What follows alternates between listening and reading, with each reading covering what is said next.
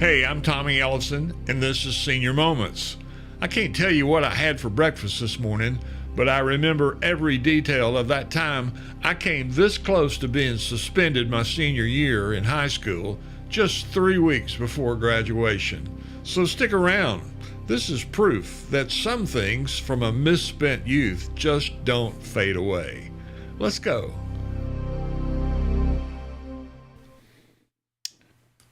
Well, hi, boys and girls, and it's 5 o'clock. It's Sunday, and we're live at 5 with Senior Moments, evidence of a misspent youth.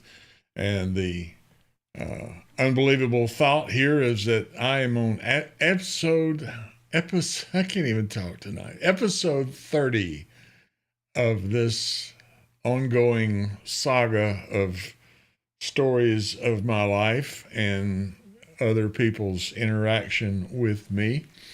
And tonight, I think we have a pretty good one. It's a little self-deprecating in a lot of ways, but it's called Undercover or Under the Covers. And as you can see from the AI-generated photograph, it lends itself to some questions that you might be asking now, but hopefully you'll have all the answers when this episode is over. I have a confession to make, and that is this. By the way, I had a great week this week. On Monday, a group of folks from my church and Sandra and I went to New Orleans on the train, Amtrak train, and that was an adventure in a lot of ways. And then on Tuesday, Veterans Day, we visited the World War II Museum. And if you haven't been to it, guys, all I can tell you is you must go. Anyway, before you leave this earth, you need to go to the World War II Museum because it will give you a new appreciation for the price that was paid for the freedoms we tend to take advantage of in our current political climate and in our lives in general. And as I was saying, though, we had a great time. Came back on Wednesday on the train, and train tracks are a little rough in the U.S. We could spend a little money on that infrastructure, I think. But nonetheless, tonight's episode, episode number 30, and Undercover or Under the Covers. It'll make sense to you in just a moment. And it brings me to a confession I need to make. I wasn't just an innocent kid, or maybe I should say I wasn't innocent as a kid. I was, in many ways, clueless. I mean, and I can't really pin down the exact age that this event took place. And actually, there's a series of events in my life when I was in that age, but I was probably between 10 and 12, if I had to guess. And the age isn't as important as it is the level of naivete that I was experiencing as a child at that point in time of my life. You know, if you look up naive in the dictionary, and you'll find it means lacking experience, wisdom, or sound judgment. Second definition is innocent or simple-minded to the point of being. Did that mean I'm simple? No, never mind. Innocent or simple-minded to the point of being easily misled or unaware of what's really happening. And that's a pretty close definition of this story tonight. Or the third definition is showing a childlike or uncritical trust in things that you see or perhaps hear. And, this story, in short, I guess if you don't know what you don't know and you don't realize you don't know it, you're naive. So that's kind of the setup here. Just to give you a little bit of backstory on the family, my dad had been a deputy sheriff and until an on-duty accident pushed him into a medical retirement. But somewhere in that period, maybe even slightly before he retired, I'm not really sure about the details on that. Again, I was somewhat naive. But somewhere in that period, he bought into a little establishment from a friend of his, and I want to say that that friend of his was actually a deputy sheriff as well. But anyway, it was an old Highway 78 in Forestdale motel, and it was the name of it was the Alabama Motor Court. Now, right off the bat, I need to tell you this was not the Holiday Inn or a Hilton or some type of upscale hotel or motel that you might think of. I mean, I'm not even sure it would qualify in the same classification as like a Days Inn or a Motel 6. But well, if it was a country song, it would probably politely be called a low rent rendezvous. Need I say more?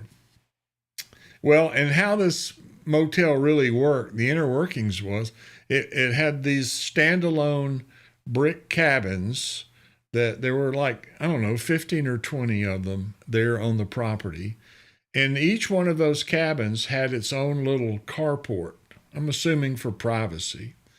And the cars, of course, and the people staying there were, constantly coming and going. And, well, it might surprise you to know that the daily occupancy rate of this little motel was, well, in percentages, about 250 to 300%, because that means each room was turning over 2 or 3 times a day.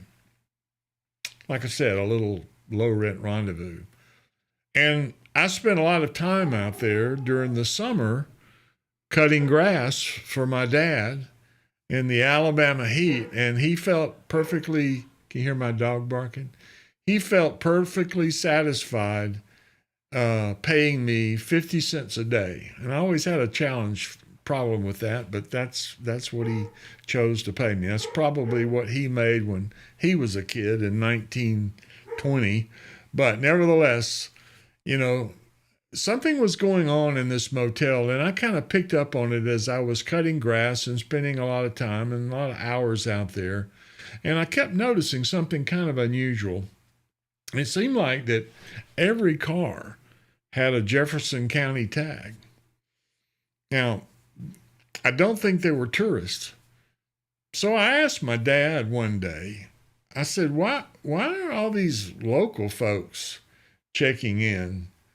And he, with a perfectly straight face, said, son, a lot of folks work night shifts, and they get sleepy during the day. And, well, they'll come over here and pull in and get a room and, maybe take a little nap and then proceed on with their business. And so that was what he told me. And this was my dad. And so that's what I believed. Hook, line, and sinker. That's how clueless I was, how naive I was. Danny Evans says, yes, I remember, and when I had occasion to be driving by, I always remembering who once owned that motel. Yep, Danny, that was my dad. So anyway, I was clueless, but here's where it gets really kind of weird, I guess, if it could be any weirder, and I could be any more naive. Was one day I'm cutting grass, and I noticed there's a Jefferson County sheriff's car parked in one of the cabins. Well, my imagination exploded. I mean, was it a stakeout? Perhaps there was a fugitive at large, and they might even be in the motel, or perhaps he's transporting a prisoner, some kind of high-level crime ring, giving birth there at the Alabama Motor Court. And so I asked my dad, and he said, he's doing some undercover work.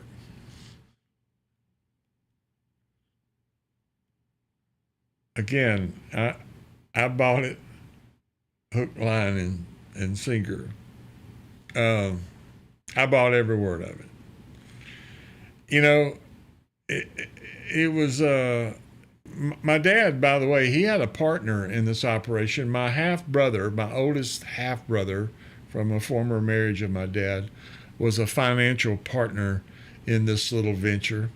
And I hesitate to say this, but it was a all cash business. There was no credit cards. There was no you know debit cards that could be used. You basically paid cash when you got the room.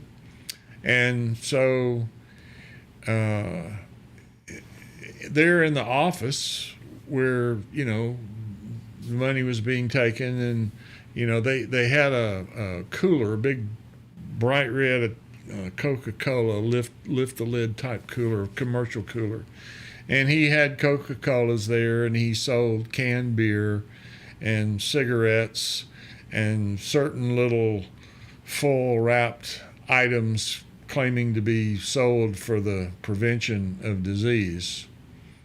Of course, I had no clue what those were. Eventually, I would probably find out, I guess. Uh, but in spite of all that, uh, life went on, and that was the deal. And the reality of it all, looking back now, and probably everybody but me knew exactly what that place was. I mean, I wasn't innocent. I was just simply oblivious. And looking back, I can't really remember how I could have been so naive. Is that the right word? Or maybe better said, my childhood naivete might have been funny, but from a practical standpoint, I was just stupid, clueless as to what was going on. But there's some I guess you would say some spiritual lessons in all this. So let's talk about blind spots. Sometimes we don't know what we don't know.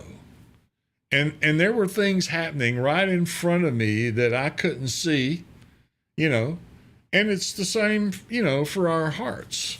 Revelation 3:17 kind of warns us. It says, you say, I am rich, I've prospered, I need nothing, not realizing that you are a wretched, pitiable, poor, blind, and naked. And childhood blindness, like I was, I guess, suffering from, is kind of cute. And the older you get, the less cute it gets, I guess. But spiritual blindness is really, really, really dangerous.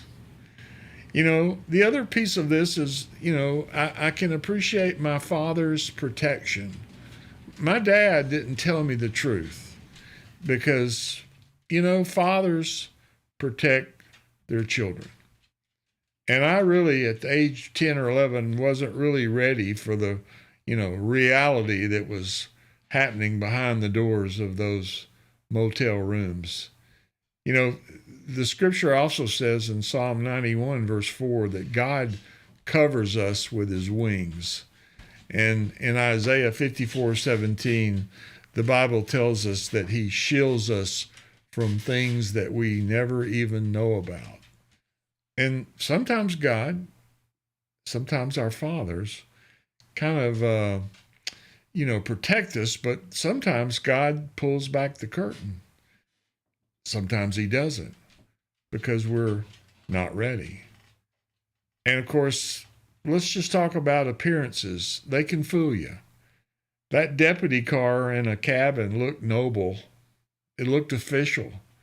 It looked like, justice was being served. Justice was being done. And in reality, not so much.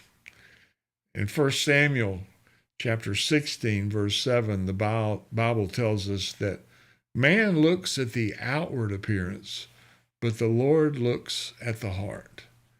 Life is full of things that look respectable, innocent, or righteous until the truth shows otherwise.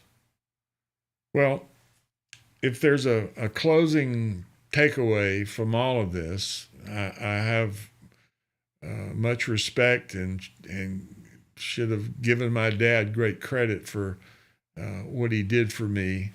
And it's kind of funny talking about naive children. My daughter, my oldest daughter, Anna, she was born on November the 11th, Veterans Day. And for many years, I would take her downtown to the big Veterans Day parade that they had in downtown Birmingham.